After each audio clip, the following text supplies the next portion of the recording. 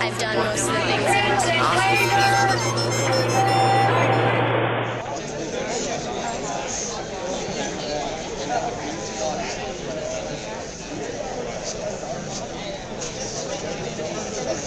I think everyone would have to admit it's hard to beat the chairman of the Federal Reserve, especially in the current situation. Let me tell you a little bit about how the session's going to proceed. As I said, at almost exactly 11, we're going to expect the satellite feed. His face will just appear. I've been told, or I actually just talked to him. He's in his chair, ready to go.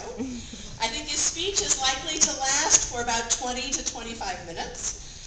Unfortunately, because it is the week of an FOMC meeting, during which FOMC members typically do not speak publicly about their actions, Chairman Bernanke is not going to take questions. But in place of that, you will see four distinguished economists that we have chosen from the many that were here to give us some post-speech commentary. And actually, I will also, I'm going to be giving to them some of the questions that were submitted via email for Chairman Bernanke. So we're going to give them their choice to answer for themselves or to try to channel Chairman Bernanke and say what we think he would have said. So I think from this point what we're going to do, I'm just going to ask you to sit quietly and murmur until you see Ben's sadly aged face, given what he has been through, and then we will go from there.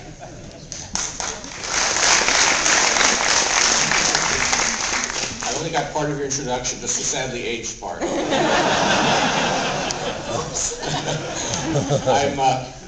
Good morning, everybody. I'm sorry I can't be there with you, but I do very much appreciate the opportunity to speak at the symposium. My remarks will focus on the mortgage securitization process, how it has been affected by the financial crisis, and how it may evolve in response to this crisis. In the United States, as you know, mortgage securitization has been dominated by two government-sponsored enterprises, Fannie Mae and Freddie Mac, as well as by the combination of the Federal Housing Administration and Ginnie Mae. By contrast, private label securitization became a significant presence in mortgage securitization only during the past decade, motivated in part by developments in financial engineering. The financial crisis has upset the linkage between mortgage borrowers and capital markets and has revealed a number of important problems in our system of mortgage finance, including weaknesses in the structure and oversight of the GSEs, and perhaps in the originate-to-distribute model of credit provision itself. Private label securitization has largely stopped, and Fannie and Freddie were placed into conservatorship by their regulator after they were judged to be operating in an unsafe and unsound manner. Our task now is to begin thinking about how to best reestablish a link between home buyers and capital markets in a way that addresses the weaknesses of the old system. In light of the central role that the GSEs played, and still play, any such analysis must pay particular attention to how those institutions should evolve. The financial crisis that began in August 2007 has entered its second year. Its proximate cause was the end of the U.S. housing boom, which revealed serious deficiencies in the underwriting and credit rating of some mortgages, particularly subprime mortgages with adjustable interest rates. As subsequent events demonstrated, however, the boom in subprime mortgage lending was only a part of a much broader credit boom, characterized by an underpricing of risk, excessive leverage, and the creation of complex and opaque financial instruments that proved fragile under stress. The unwinding of these developments is the source of the severe financial strain and tight credit that now damp economic growth. Although problems with mortgage origination were not the only cause of the crisis, mortgage markets have been deeply affected. Banks and thrifts are still making new mortgage loans, but they have tightened terms considerably, essentially closing the private market to borrowers with weaker credit histories. Importantly, with the securitization market for private label mortgage-backed securities shut down, Fannie Mae, Freddie Mac, and Ginnie Mae currently are the only conduits through which mortgages can be securitized and sold to investors. By contrast, in 2005, these three entities represented only about 50% of the securitization market. The ability of Fannie, Freddie, and Ginnie to continue to securitize mortgages has largely depended on the confidence of investors that the government stands behind these organizations. As such, it was very significant when signs emerged in midsummer that investors were beginning to lose confidence in Fannie and Freddie. As investors became increasingly concerned about the capital positions of these companies, the risk increased that they would not be able to roll over their debt as needed to finance their portfolios and purchase new loans. Eroding investor confidence in the GSEs endangered not only the U.S. mortgage market, but the financial system more generally, given the enormous quantities of the company's debt outstanding in private and public portfolios around the world. At the recommendation of the administration, the Congress subsequently passed a bill that, among other things, created a new and stronger regulator for the GSEs, the Federal Housing Finance Agency, or FHFA, and provided the Treasury with powers to purchase GSE debt and equity. The Federal Reserve worked closely with the FHFA, the Treasury, and the Office of the Comptroller of the Currency to assess the financial condition of Fannie and Freddie, including assessing the capacity of the firms to absorb potential losses stemming from the rapid deterioration evident in single-family mortgages and mortgage-related private label securities. The observations of the Federal Reserve and OCC staff supported the view of the director of the FHFA that both firms were operating in an unsafe and unsound condition. In light of these findings, the director of the FHFA placed Fannie and Freddie into conservatorship on September 7th. At the same time, the Treasury committed to making significant capital and liquidity support available to the GSEs to ensure the continued safety of their senior and subordinated debt and their mortgage-backed securities. The Federal Reserve endorsed those actions as consistent with maintaining financial stability, supporting the housing market, and protecting the taxpayer. The initial market reactions were positive. Funding costs for the GSEs declined sharply, as did spreads related to mortgage pricing. Moreover, the process of securitizing conforming mortgages remained robust, and the tens of thousands of investors in GSE debt and mortgage-backed securities have been reassured that their investments are safe. More recently, however, markets for GSE debt and mortgages have again come under some stress because of the widespread dislocations in financial markets generally. Looking beyond the immediate concerns, I agree with Secretary Paulson that the conservatorships of Fannie Mae and Freddie Mac can usefully be viewed as a timeout that will give everybody involved, especially the Congress, the opportunity to reconsider the appropriate roles of Fannie and Freddie in the U.S. mortgage market. Key objectives of that reconsideration include both minimizing systemic risk and putting in place the most efficient mechanism possible for providing the mortgage credit necessary to sustain homeownership and a healthy housing sector. To address these issues, we must consider both the part played by securitization in the mortgage market and the role of the government and government-sponsored entities in facilitating securitization. The ability of financial intermediaries to sell the mortgages they originate into the broader capital market by means of the securitization process serves two important purposes. First, it provides originators much wider sources of funding than they could obtain through conventional sources, such as retail deposits. Second, it substantially reduces the originator's exposure to interest rate, credit, prepayment, and other risks associated with holding mortgages to maturity, thereby reducing the overall costs of providing mortgage credit. Developing an effective securitization model is not easy. According to one economic historian, mortgage securitization schemes were tried and abandoned at least 6 times between 1870 and 1940. Eventually, experience provided 3 principles for successful mortgage securitization. First, for the ultimate investors to be willing to acquire and trade mortgage-backed securities, they must be persuaded that the credit quality of the underlying mortgages is high, and that the origination to distribution process is managed so that originators, such as mortgage brokers and bankers, have an incentive to undertake careful underwriting.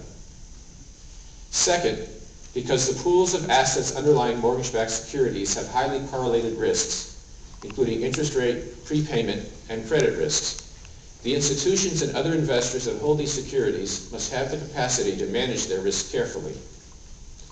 Finally, because mortgage-backed securities are complex amalgamations of underlying mortgages that may themselves be complex to price, transparency about both the underlying assets and the mortgage-backed security itself is essential. During the early phases of the development of the subprime mortgage market, most lenders and investors followed these principles. investors readily understood the simple senior subordinated structure, and substantial useful information was provided about the subprime pools. However, during the credit boom period in the United States, worldwide demand for assets of perceived high quality became intense. Incentives to properly underwrite and evaluate new mortgage credit weakened, and many investors became over-reliant on credit ratings. To meet investor demand for customized products, the securities became increasingly complex. Although highly sophisticated methods for sharing risk were developed, not enough attention was paid to the risk that housing markets might turn down sharply across a range of geographical areas. The rapid rise in early payment defaults in the fall of 2006 signaled that something had gone wrong. As investors lost confidence, significant flaws in the securitization process, including inadequate risk management and disclosure, as well as excessive complexity, became apparent. Perhaps the recent mortgage cycle will be remembered as just another failed episode of financial innovation. But one feature that makes it different from previous episodes was the relative success of government-sponsored securitization. Fannie Mae and Freddie Mac continued to produce and sell significant quantities of mortgage-backed securities to secondary market investors throughout the period of turmoil. Their ability to continue to securitize when private firms could not did not appear to result from superior business models or management. Instead, investors remained willing to accept GSE mortgage-backed securities because they continued to believe that the government stood behind them. That experience suggests that, at least under the most stressed conditions, some form of government backstop may be necessary to ensure continued securitization in mortgages. However, as I will discuss, that government support can take many forms. How can we ensure that in the future, mortgage securitization will be feasible even during highly stressed financial conditions? In the remainder of my remarks, I will consider some alternative approaches that focus largely, but not exclusively, on the potential role of the GSEs. One approach would be to try to return Fannie and Freddie to their pre-conservatorship status. In considering this possibility, we should remind ourselves of the problems that have surfaced with the traditional GSE structure. First, the existing GSE model involves an inherent conflict between the objectives of the company's private shareholders and the objectives of public policy. For example, the GSEs were reluctant earlier this year to raise capital and to expand their operations, even though this would have helped financial and macroeconomic stability at a time of much reduced mortgage availability. The GSE's disinclination to support the mortgage market was motivated by the fact that raising additional capital would have diluted the values of the holdings of the existing private shareholders. Second, during the past 15 years or so, the GSEs have operated with high leverage compared with other large financial institutions. This relative lack of capital ultimately proved their downfall. Of course, to the extent that the debt of the GSEs is perceived to be guaranteed by the government, it is in the shareholders' interest for the companies to increase leverage whenever possible. Third, it is also in the shareholders' interest for the GSEs to maximize the size of their portfolios, to take advantage of the differential between the returns to mortgage-backed securities and the low GSE funding costs arising from the perceived guarantee. However, as the Federal Reserve has argued for many years, the enormous GSE portfolios pose risks to financial stability. As a result of the concerns I just outlined, the Federal Reserve Board in the past has advocated a three-part approach to GSE oversight: a strong regulator, capital standards adequate for the risks the GSEs assume, and an explicit and measurable public purpose for the GSEs' portfolios. Progress has been made in meeting some of these conditions. The Housing and Economic Recovery Act of 2008 established a strong regulator with the power to establish more robust capital standards and with some authority over the size of GSE portfolios.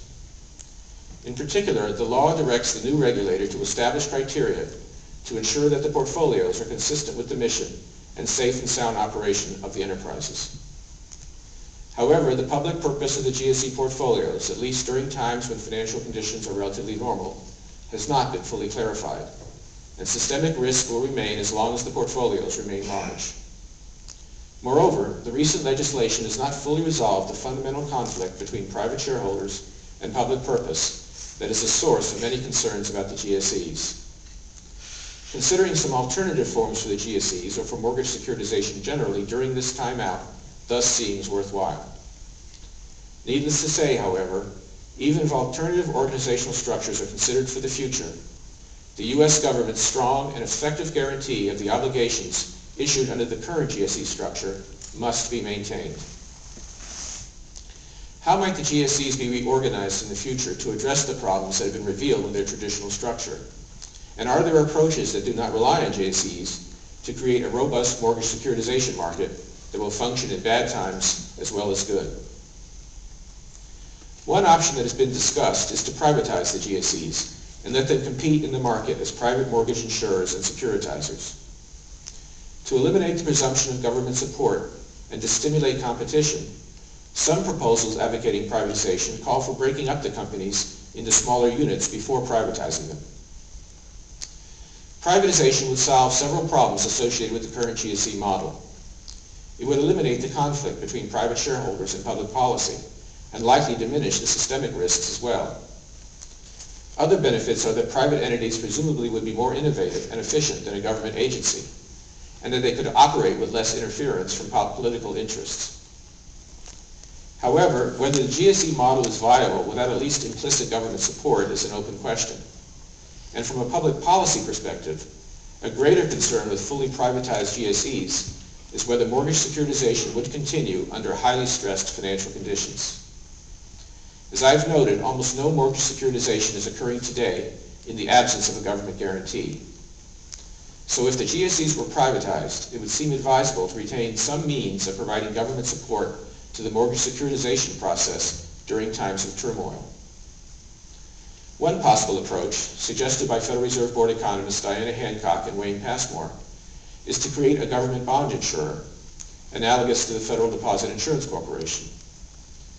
This new agency would offer, for a premium, government-backed insurance for any form of bond financing used to provide funding to mortgage markets. For example, debt and mortgage-backed securities issued by the privatized GSEs, as well as mortgage-backed bonds issued by banks, would be eligible for the guarantee. That approach would clearly limit the government's exposure while making the benefits of explicit government support available to the market. GSE-type organizations are not essential to successful mortgage financing. Indeed, many other industrial countries without GSEs have achieved home ownership rates comparable to those of the United States. One device that has been widely used is covered bonds. Covered bonds are debt obligations issued by financial institutions and secured by a pool of high-quality mortgages or other assets. Today, covered bonds are the primary source of mortgage funding for European banks, with about $3 trillion outstanding. These instruments are subject to extensive statutory and supervisory regulation designed to protect the interests of covered bond investors from the risks of insolvency of the issuing bank. Legislation typically specifies the types of collateral permitted in the cover pool, defines a minimum over-collateralization level, provides certainty of principal and interest payments to investors in the case of insolvency, and requires disclosures to regulators or investors, or both. In addition, the government generally provides strong assurances to investors by having bank supervisors ensure that the cover pool assets that back the bonds are of high quality and that the cover pool is well managed. Issuance of covered bonds in Europe has not been unaffected by the financial turmoil, and at times the interest rate spreads relative to government debt have risen. But generally speaking, European banks have been able to find buyers for these bonds. For example, issuance of covered bonds totaled more than $16 billion in September 2008, although this amount represents a decline of 45% from a year earlier. Moreover, interest rate spreads in covered bonds have typically been much narrower than the comparable spreads on senior unsecured debt and mortgage-backed securities. This relationship has continued to hold throughout the market turmoil, perhaps because of the comprehensive regulatory and statutory frameworks associated with covered bonds in most European countries. To date, not many covered bonds have been issued in the United States for several reasons. First, the federal home loan banks can tap capital markets and provide cost-effective funding for mortgage assets. In addition, as a source of financing, covered bond issuance today is not generally competitive with FHLB advances. Second, Fannie Mae and Freddie Mac have traditionally securitized U.S. prime mortgage assets. The GSE's implicit government backing and their scale of securitization operations have made it difficult for banks to use covered bonds to finance their own prime mortgages. Third, the United States does not have the extensive statutory and supervisory regulation designed to protect the interests of covered bond investors that exists in European countries. To this end, the recent introduction of the FDIC policy statement on covered bonds and the Treasury covered bond framework were constructive steps. Finally, the cost disadvantage of covered bonds relative to securitization through Fannie and Freddie is increased by the greater capital requirements associated with covered bond issuance. Covered bonds do help to resolve some of the difficulties associated with the originate-to-distribute model. The on-balance sheet nature of covered bonds means that the issuing banks are exposed to the credit quality of the underlying assets, a feature that better aligns the incentives of investors and mortgage lenders than does the originate-to-distribute model of mortgage securitization. The covered pool assets are typically actively managed. Non-performing assets are replaced with similar but performing assets, ensuring that high-quality assets are in the cover pool at all times and providing a mechanism for loan modifications and workouts. The structure used for such bonds tends to be fairly simple and transparent. These features, together with the demonstrated success of covered bonds in other countries, make this approach attractive. That said, given long-standing features of the U.S. system, such as the prominent role of the Federal Home Loan Banks, covered bonds may remain an unattractive option to U.S. banks. A third approach, besides privatization in covered bonds, is to tie the government-sponsored enterprises even more closely to the government. In doing so, the choice must be made whether to continue to allow an element of private ownership in these organizations. A public utility model offers one possibility for incorporating private ownership. In such a model, the GSE remains a corporation with shareholders, but is overseen by a public board. Beyond simply monitoring safety and soundness, the regulator would also establish pricing and other rules consistent with the promised rate of return to shareholders. Public utility regulation itself, of course, has numerous challenges and drawbacks, such as reduced incentives to control costs. Nor does this model completely eliminate the private-public conflict of the current GSE structure. But a public utility model might allow the enterprise to retain some of the flexibility and innovation associated with private sector enterprises, in which management is accountable to its shareholders. And, although I have noted the problems associated with private-public conflicts, that conflict is not always counterproductive.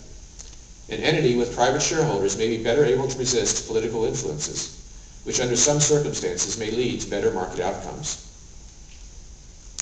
If private shareholders are excluded, several possibilities worth exploring remain. One approach would be to structure a quasi-public corporation without shareholders that would engage in the provision of mortgage insurance generally. Here, perhaps, one might envision the consolidation of the GSEs and the FHA, with all securitization undertaken by a Ginnie Mae type organization. Private mortgage insurers would still participate in this framework, though the role of the government in supporting mortgage insurance and securitization would become even more explicit than it is today. Finally, one might consider cooperative ownership structures, where the originators of mortgages must hold the capital in the government-sponsored enterprises, analogous to the current structure of the Federal Home Loan Banks. Regardless of the organizational form, we must strive to design a housing financing system that ensures the successful funding and securitization of mortgages during times of financial stress, but that does not create institutions that pose systemic risks to our financial markets and the economy. Government likely has a role to play in supporting mortgage securitization, at least during periods of high financial stress. But once government guarantees are involved, the problems of systemic risks and contingent taxpayer involvement must be dealt with clearly and credibly. Achieving the appropriate balance among these design challenges will be difficult, but it nevertheless must be high on the policy agenda for financial reform. Thank you, and I wish you a good rest of the conference. Thank you.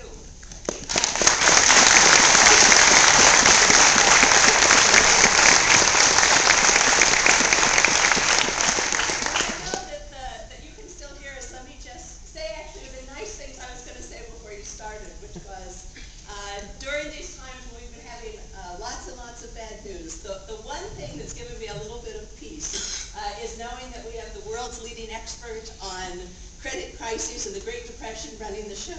So we are incredibly grateful to you for your public service and for speaking to us this morning. So another round of applause.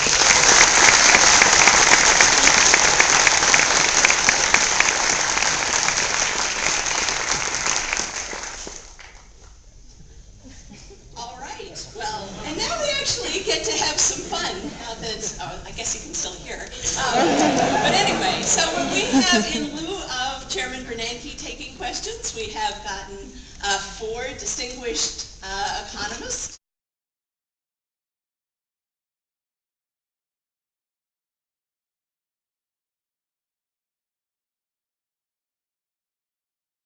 What might we be reading in the newspapers tomorrow, since this is certainly going public? Anyone want to take a stab at this? All right, Aaron. If there's something surprising, it's that I think there's nothing to read in the newspapers tomorrow from this. That's not surprising. So I don't think there's anything surprising. 2 things I think are noteworthy. One, to me, one is that he said very little, if anything, about what should be done in the short-term crisis. And that's noteworthy to me because it's clear to me that what we have is a crisis of confidence and the possibility of panic.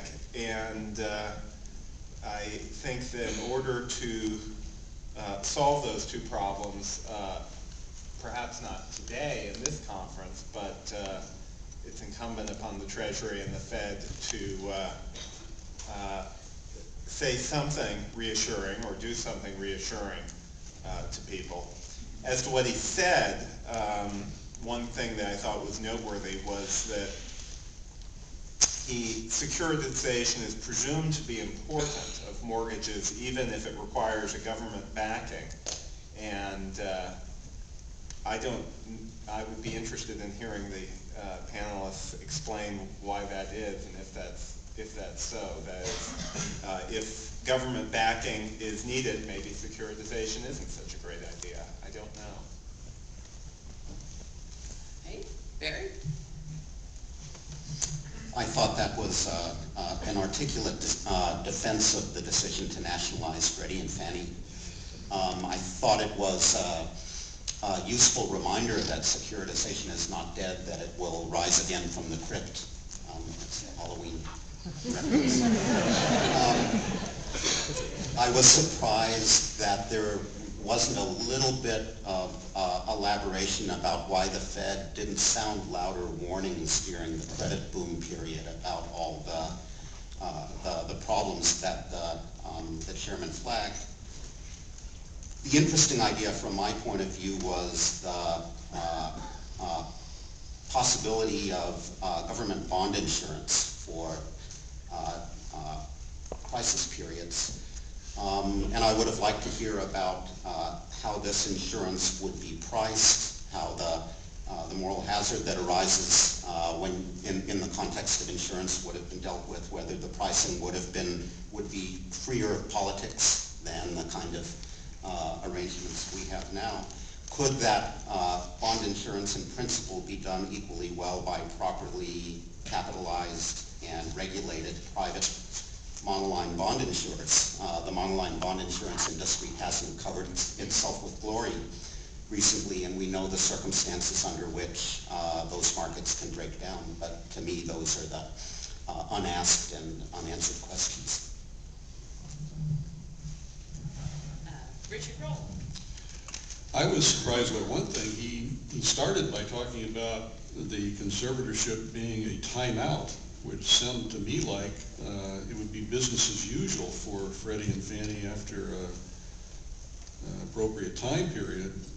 And then at the end, he went into all these different possibilities, all the way to complete nationalization, using cover bonds and things like that, privatizing them completely, a whole menu of options that almost made me think that he was setting up the debate in Congress to determine what really was going to happen to these things. But I thought from his initial marks that he favored the first alternative, which is to go back to their original organization, which I think would be, personally, I think would be a very good idea. Those companies worked extremely well for many, many years and made lots and lots of money and didn't get into trouble until they started investing in subprime mortgages. And I don't see any reason why they couldn't go back to their original business plan and recreate the mortgage market like we knew it back in the 80s and 90s. And it sounds to me like he's in favor of that. Maybe I misread that, but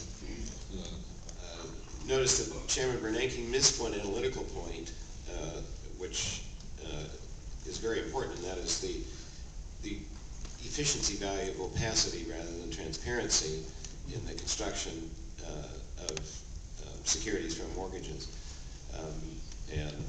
So it seems like there is one place where Ben's training, which I bear partial responsibility for, is he needs to get the lessons of Woodward and really understand the efficiency benefits that the Fannie and Freddie provided from their scale and from their understanding of the importance of opacity. one thing you've got to understand is when you trade generic mortgage-backed securities, they are very opaque. You can either trade pool-specific mortgages, where you have a lot of information, or you can trade non-pool specific mortgages, where you have a tremendous amount of liquidity. If you want to have a lot of liquidity in the secondary market, you can't have trading in individual pools. And so, you know, the GSE served a function of packaging these things in such a way that the liquidity was excellent in the secondary mortgage market. And I think you need that opacity to do that. Yeah.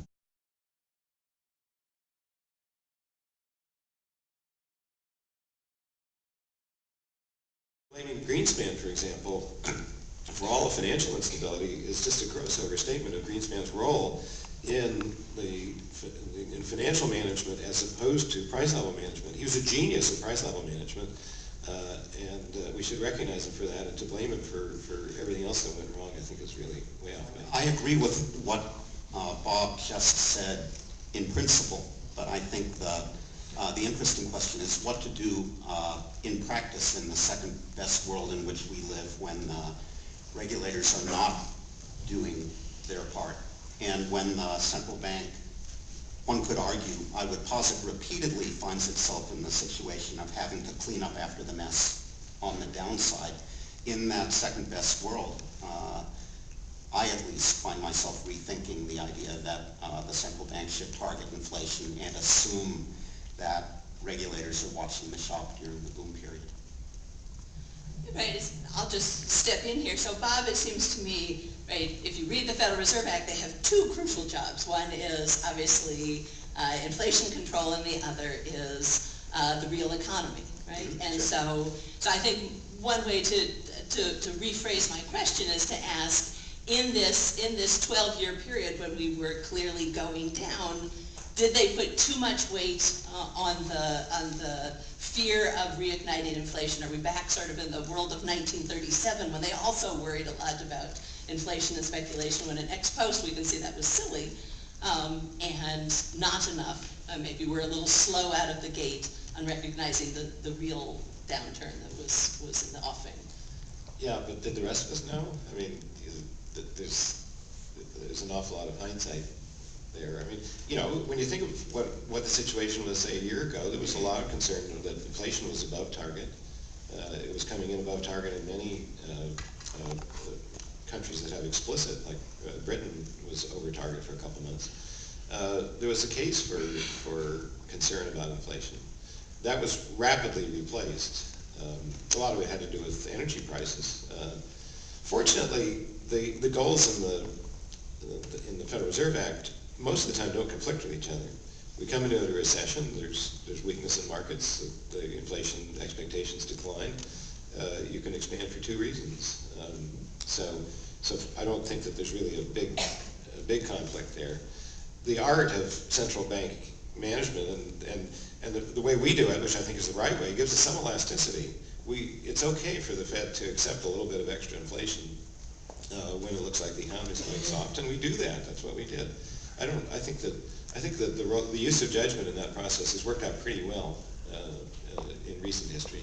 You know, ever since the early '80s, I think we've actually navigated our way pretty successfully on that margin. Obviously, now we have it's a totally different disaster of the collapse of thinly capitalized institutions. But that, I think, the responsibility lies elsewhere for that. There was no question that we needed a low Fed funds rate. That just increases the problem of the plumbers. That is, the people who set capital requirements and things like that and supervise banks. And those people need to pay even more attention because, for very good reasons, we've added to the low interest rate environment. That's going to raise bubble problems, and we need to reinforce our economy against popped bubbles, which we failed to do. That was an important failure. All right, Barry? I still think the interesting question is, what does the homeowner do when the plumbing goes out and the plumber doesn't return his pages? If the heater man is on the scene, he may know more and have more of the relevant tools in his kit than the homeowner. You're making me for regret dealing this with that analogy problem. already. Pushing this as far as I can. But, you know, my lack of confidence in the plumbers, given recent experience, suggests to me maybe we should push Bob's emphasis on capital requirements and all that in a slightly different direction and try to mechanize those functions a little bit more. So there are proposals out there to make index capital requirements to the rate of growth of bank portfolios rather than just to their level, to make the whole capital adequacy regime less pro-cyclical. I think that may be a way to go as well. Anything that raises capital requirements, I'm in favor of. As we've noticed,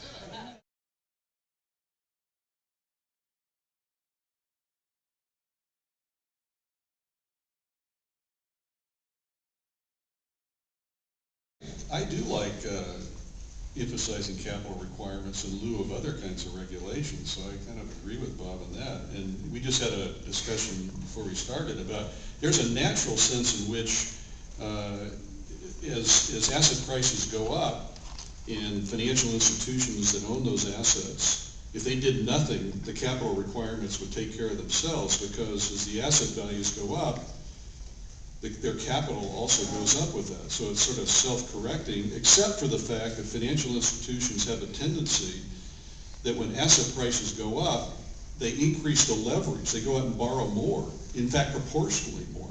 So the behavior there is, I think the right capital requirement would be something like this. When you have an increase in these ratios between values and the cash flows from that, you're not permitted to change your debt by more than proportional to what those asset values are. That that applied to somebody like Freddie Mac or Fannie Mae in their original business plan, or commercial banks, and I think that would work.